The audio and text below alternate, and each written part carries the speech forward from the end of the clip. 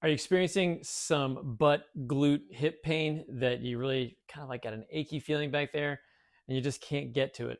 I'm going to show you how you can use one of these three types of balls to maybe address it and get it feeling a little better. In my hand, I have three different balls. I've got a tennis ball, I have a softer trigger point ball, and then I've got a pretty hard trigger point ball. Consider these like level 1, level 2, and level 3, right? Level 1 is the tennis ball, so it has a bunch of give to it. And we're going to use these for a little bit of self-massage on your rear end. Each one might cause a little bit of discomfort when you're doing it. If you've ever had a deep tissue massage, that's kind of what you're going to feel. But you can start with the level 1 with just a tennis ball and kind of work your way up to, heavier balls to kind of get into what you're looking for. So I'm just going to choose the mid-range for myself, and I'm going to come down onto the ground, and I'm going to get myself set up in a position so that I can take the ball and kind of jam it right there on the side of my butt. I got my legs out in front of me. I'm on my right side. Then I'm going to bring my left leg in and pivot up onto the ball, right? I'm going to look for a tender area. Once I've got it there, I'm just going to hold it there, take a deep breath in. Exhale, sink down on the ball. Then I'm going to do 5 leg raises. 1, yeah, it's going to not feel good. 2, 3, 4, 5. Then I'll slide the foot in. I'm going to go 5 clamshells with just the right side. 1, 2, 3, 4, 5.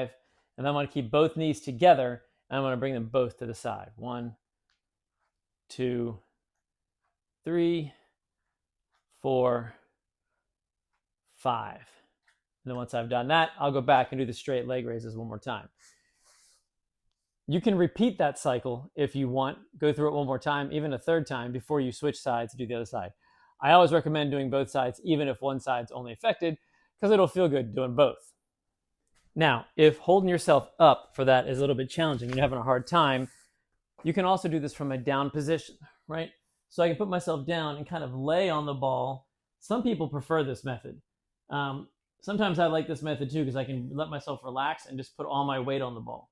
And you do the same sequence: leg raises, clamshells, and then leg pivots. You do the exact same thing, but from a laying down position, as long as you're kind of shifted over to one side. So we can take the tennis ball, the trigger point ball.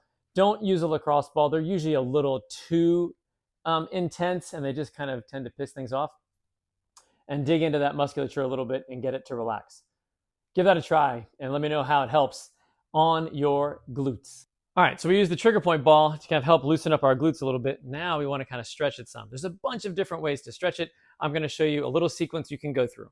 This is called the 90-90 hip switch into the glute stretch, right? So now we're here where the goal is to kind of get your knees to pivot side to side, right? Got my hands down behind me, and I'm really focused on trying to get my inside knee down before my outside knee. Okay, this is working on the rotation of the hips and kind of helping to open them up. Notice I've got my feet nice and wide. What makes this 90-90 is this is 90 degrees and that's 90 degrees. Going side to side. Good.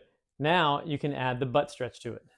Whereas you come over, now you can reach your chest over the outside leg and stretch out that glute.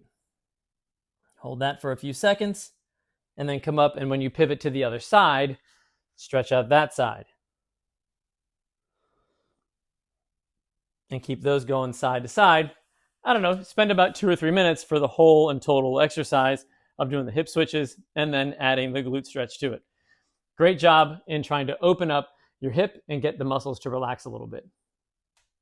All right, so next we're trying to address the hamstring here a little bit. This is called the hamstring floss. So on the hamstring floss, what we want to do is come down onto the ground and get yourself in a position so their legs are out straight. And then we're going to bring one leg up, lace your fingers together behind your thigh. Once you're here, you're just going to start activating your quad muscles here and straightening and bending.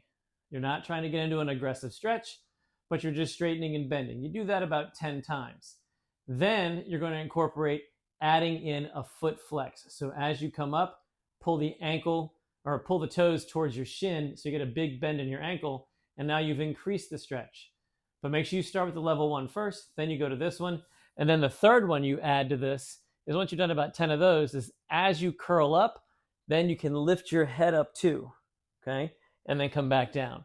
So up you go, bring your head up, come back down. That's a great way to kind of help reset the hamstring a little bit and get it to relax. Always in a pain-free range of motion. You don't want to be in any pain. You don't want to exacerbate anything, but that could be a way to help get your hamstring to quiet down a little bit and make it feel a little better. Let's use a foam roller last. And with the foam roller, what we're going to do, this is a Rolga foam roller. This is one of my favorites. We're going to roll our hamstrings, but we're also going to roll our quads and hip flexors to kind of get into that area. So let's check those out. All right, first off, we're going to roll the hamstring. So we're going to take your Rolga right in the middle, or you can choose one of the big grooves. I like one of the big grooves right in the thickest part of your hamstring. Hands go down behind you, lift yourself up, cross one leg over the other, and then just start rolling the length of your hamstring right above your knee to right up where your hamstrings meet your butt. And just go nice and slow. Think about 1 inch per second here, letting the roller dig in and do its job. If you've never used a foam roller before, you're going to know that this is going to feel a little intense, and it might be a little uncomfortable. Might be, okay? But again, you want to spend about 60 seconds on each side. Then I would switch and go do 60 seconds. All right, next up, we want to do our quads. Why do we want to do our quads when our hamstrings don't feel good? Because we want to make sure those are staying loose and pliable too. So we're going to come over and we're going to use one of these deep grooves on the Rolga, and I'm going to start it right in front of my knee, and then I'm going to come down and put my leg down on top of it like so, and then I'm going to roll the length of my quad all the way up to my hip bone, and then all the way back down to just above my knee. Notice my other leg is out to the side for support, and I'm down here in this forearm plank position, and I'm just rolling up and down. Now, once I've done about maybe 5 or so rolls, I'm going to stop about mid-thigh, hold my weight there, and bend my knee 5 times. This is not going to feel good. I'm not going to lie to you. The 5 knee bends are not going to feel great. But then once you've finished rolling, you can pivot your hip up. Once you finish the knee bends, pivot your hip up and get a little bit to the outside of your quad. So just kind of shift over to the outside a little bit, not a lot, and continue rolling there. And then maybe do another 5 knee bends before you finish up. And you would do about 60 seconds per leg there. Give those a try and see how they help loosen up the hips, quads, hamstrings, and knees.